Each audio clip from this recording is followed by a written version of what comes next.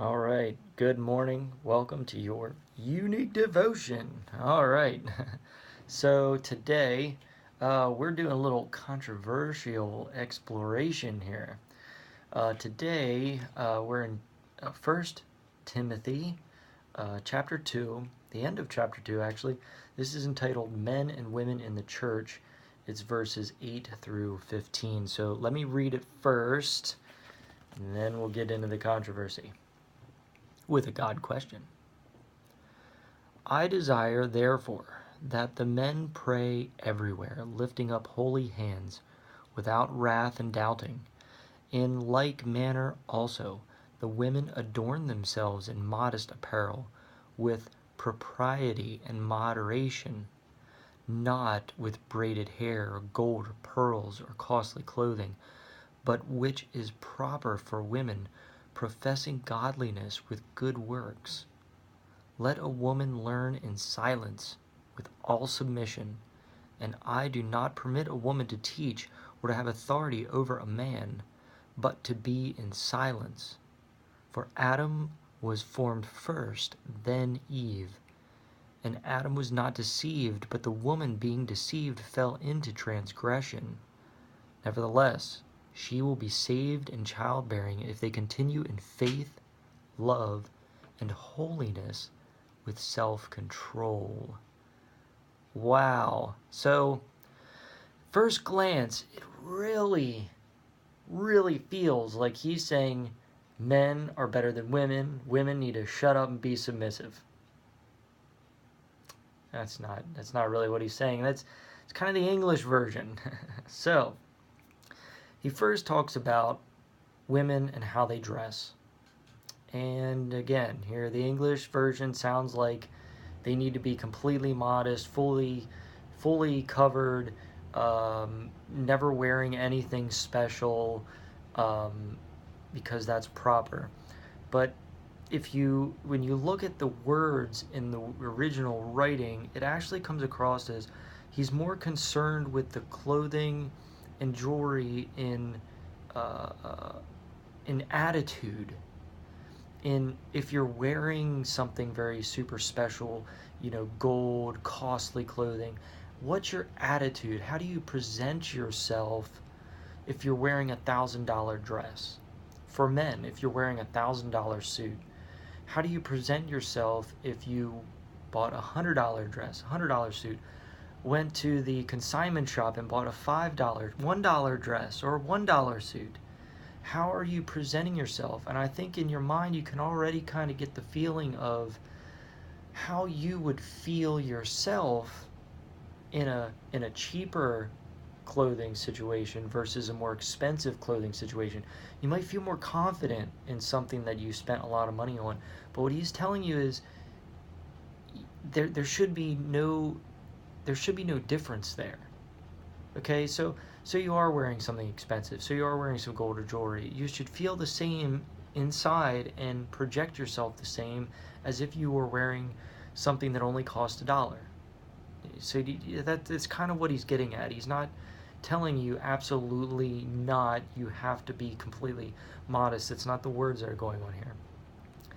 He also talks about women being silent and submissive.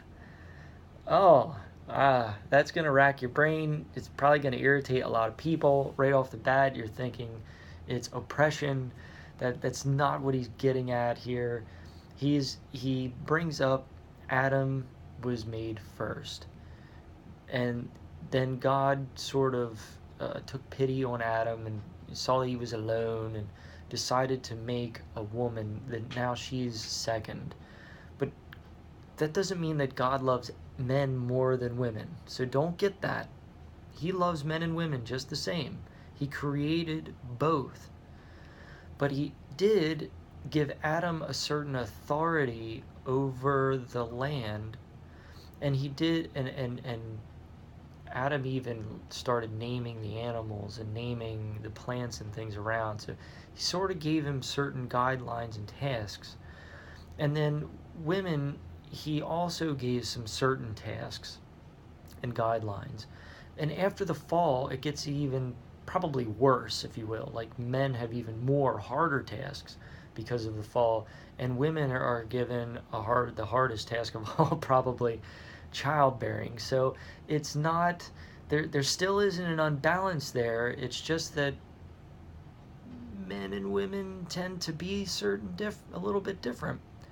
I would take it a little step further myself and say, especially in today's world, it's maybe more about masculine and feminine, just a little hint of that in there. Because there are some women that are very strong and powerful, kind of come across as very manly confident, if you will, more masculine confident. And then there are some men that come across as not dainty, but just more in touch with their emotions and a little more reserved and relaxed and kind, not as masculine, and comes across maybe a little bit more feminine in some ways, not necessarily in look, but just in their mannerisms. So, what do you think about that? Think about that in your own mind. Yes, we see what's going on here in the Bible, and you definitely need to take that into account first, but also look at how the world is being created. God has a hand in it, one way or another. He's not just letting things go all crazy here in this world without a purpose in mind. So you kind of have to form all that in your head a little bit. Think about it. So down here it says about being submissive. It does not necessarily indicate a lower status. That's also what I'm trying to say here. I think what he's saying, I'm going to step out on a limb here. Men, head of the house. Masculine, head of the house. Feminine, women are caretakers of the house, so to speak, and in a feminine way, guidance through the house. They each have their own roles, but the house can't survive just on one or just the other, so they both have to work together. So it's not that because women hopefully choose to be submissive, or the feminine decide to choose to be submissive to the husband, it doesn't mean that the husband oppresses, because now there's no equality. If the husband is completely respectful of the woman's thoughts and ideas, of the feminine's ideas and thoughts and needs and wants and goals in life, he will do everything in his power, just as Christ loved the church. I think that's in the Bible still, that he would treat them with kindness and help them as much as he can, maybe by being the breadwinner, maybe just by complete supportiveness, helping her to be the best that she can be. Now let's reverse that. The wife isn't being submissive because she thinks herself less. She's being submissive in a way that she sees that her husband, or the masculine, depending on your context, wants him to meet his goals, wants him to accomplish what he wants to accomplish in life, is totally on board with any direction he wants to go, fail or complete success. Coming together, doing it together, whether failing or whether being successful, learning and growing together. There's a togetherness. So it's not just one-sided.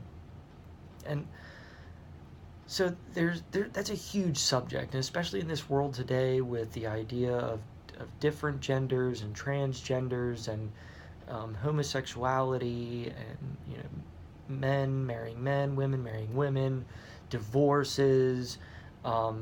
There's all kinds of seemingly different things going on in this world between men and women, masculine and feminine.